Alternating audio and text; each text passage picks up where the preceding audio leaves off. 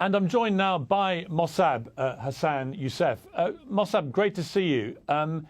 It's an extraordinary story, yours. You were the eldest son of a man who was one of the co-founders of Hamas. And indeed, for your early formative years, you worked alongside your father. So you got a great insight into Hamas.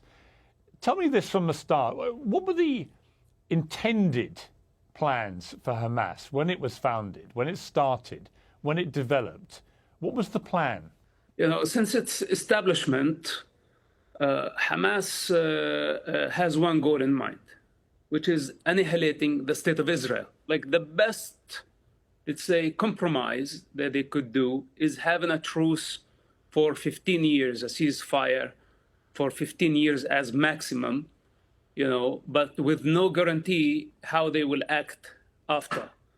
It's absurd. It's not a secret that Hamas wants to destroy the state of Israel. They cannot accept Israel or accept Israel's right to exist. What was the point that you decided to get out of there, to flee this world, this environment you've been brought up in? I have many reasons. Since I was a child, I asked my father many questions about Hamas delusions, about their brutality, about their abuse of power. And always he justified, their position.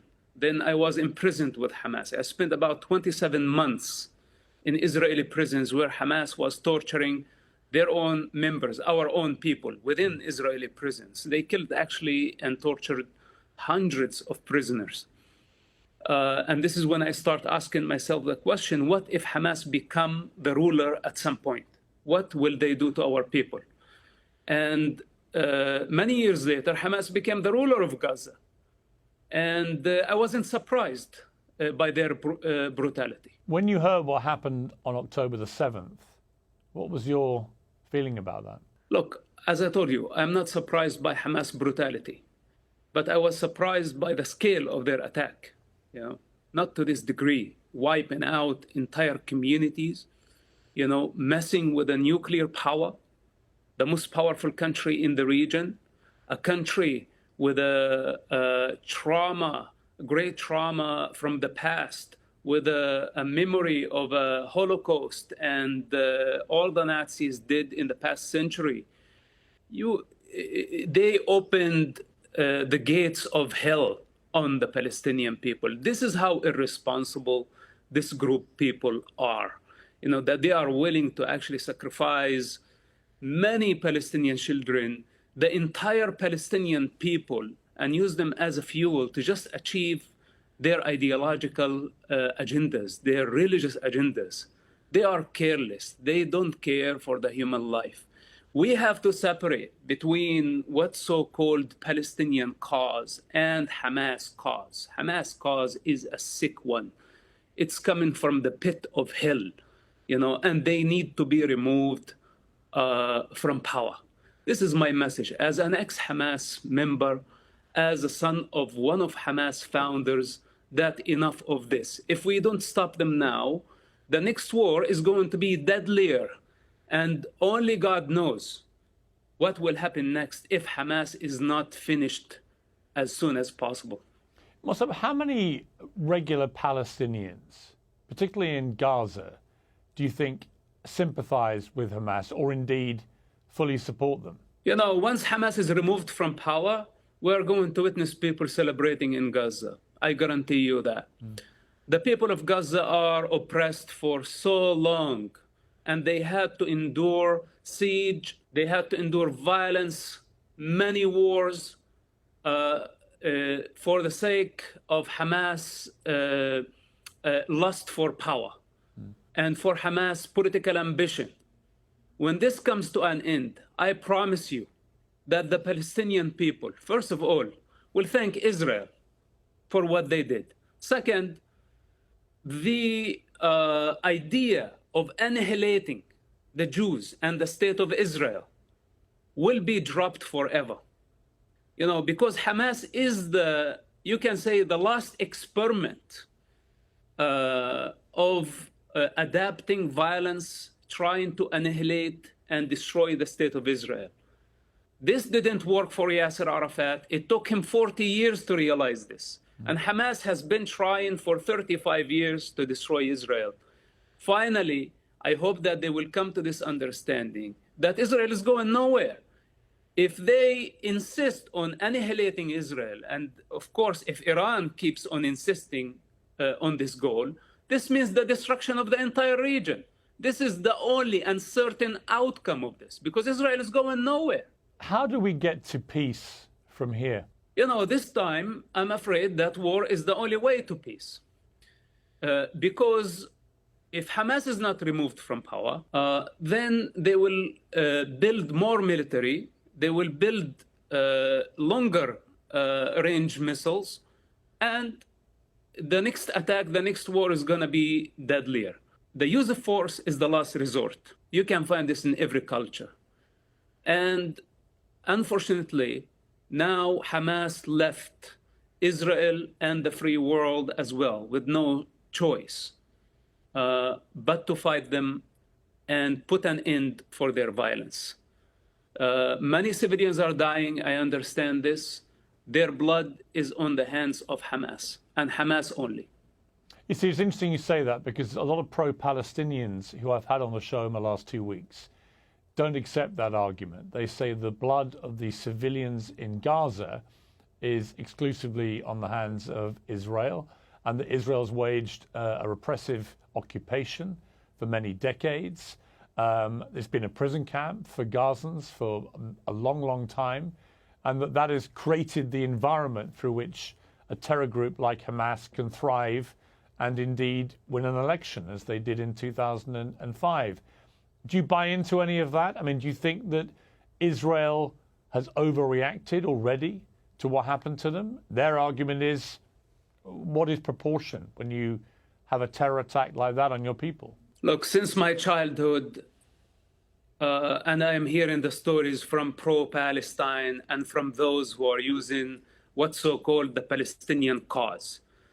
They care the least for the Palestinian children and their future. You know, I am the legitimate representative of the Palestinian children. The child within me speaks. I don't want somebody coming from London or somebody coming from the other side of the world to tell me what is the struggle of the Palestinian children. The Palestinian children, the Palestinian society has been hijacked by these criminals, and anybody who takes their side is participating in their crime. This is my answer to those people. And for the civilian casualties, etc., you know, first of all, Hamas is using, and it's very clearly, it's a fact that Hamas used civilians as human shields. It's a fact. Then it's a fact that Israel called and warned civilians to evacuate buildings before they strike them. But in the meantime, Hamas put roadblocks to stop civilians from evacuating to safe zones. Hamas' single misfire killed hundreds of refugees taking shelter at a hospital, and they blamed Israel. What are we talking about here? Israel is a democracy. Israel is accountable. Israel is not thirsty for the Palestinian blood. In the meantime, Israel is capable of wiping out Arab capitals in seconds. Why Israel does not attempt to abuse its power? But why, when the Arabs have just a little bit of power, couple of missiles, they misuse power by launching them at civilians and kill them in their living rooms? We have a fundamental problem, and we need to stop blaming Israel. We invited this upon our heads, and the rest of the world, if they don't know the reality on the ground, it's better that they shut up. Mossab, your passion and your anger is very palpable here, and certainly very different to most of the pro-Palestinian voices I've had. And I sense the Palestinian plight of its people is very much in your heart. Do you still have contact with any of your family? This is irrelevant right now. I don't have any contact with my family, and I don't care anymore. You know, enough bloodshed and enough involvement from people who don't care. They're just warriors on keyboard, you know, and they're just storming world capitals saying free Palestine, free Palestine. They don't know what the hell Palestine is. I am Palestine. And I say it's enough of Hamas. It's enough of the corrupt leaderships that they are killing our people, misleading them to hell. Is enough of that. We don't want Palestinian state. I don't want Palestinian state. Palestinian children need education. They need security. They need life. This is what they need. They don't need another corrupt Arab regime. Is it possible to get rid of Hamas in the way that Israel is currently trying to do through airstrike bombardments and it is planned now an imminent ground invasion? Is that the best way to do it? Or is there a danger of radicalizing a lot more young Palestinians to the Hamas cause in the process? Listen to this. We are going to remove Hamas from power. Remember my words, okay? And Hamas did not only bring the wrath of Israel over Gaza. Hamas brought the wrath of God. We are going to remove them from power, and we are going to persecute their leaders, and we are going to bring them to justice. And the world will witness their punishment. And everyone who take their side today in this state of confusion, thinking that this is a joke, I tell those people that you are going to regret taking the side of Hamas. You are going to regret taking the side of those criminals who are killing the Palestinian people. Mossab, you were born in Ramallah. That's your home. Do you dream of going home one day? Is that something you still aspire to do? I prefer not to answer this question. I understand.